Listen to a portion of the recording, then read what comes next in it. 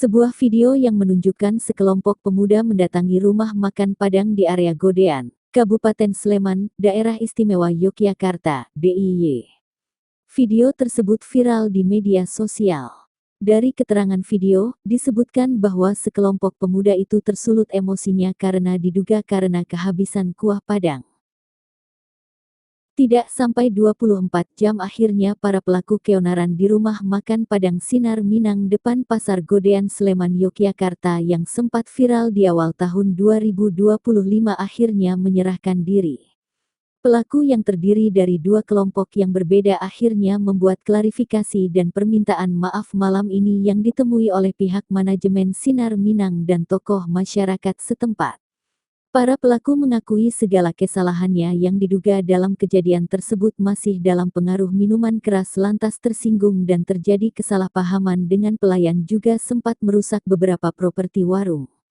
Setelah klarifikasi dari ketiga pihak, para pelaku sudah mengganti kerugian yang ditimbulkan.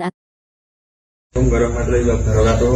Saya atas nama Radika Budisanata alamat Terminal Bogati Sedan Sleman sudah bermediasi dengan pihak rumah makan Sinar Minang Godean atas kesalahan pahaman yang terjadi dan kami bersepakat untuk saling memaafkan dan tidak akan mengulangi perbuatan tersebut, juga akan menjaga perilaku baik dimanapun, juga meminta maaf atas kegaduhan di sosial media hari ini Rabu 01 Januari 2025.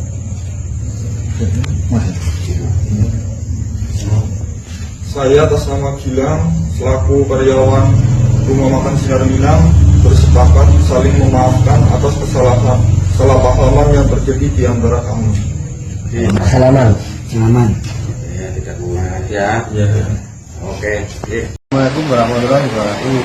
Saya atas nama Daru alamat Jamol sudah bermediasi dengan pihak rumah Padang Sinar Minang Godean atas kesalahpahaman yang terjadi dan kami bersepakat untuk saling memaafkan atas kejadian di sosial media hari ini.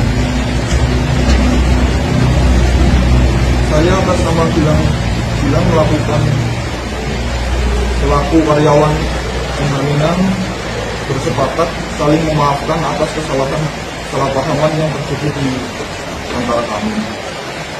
Salaman.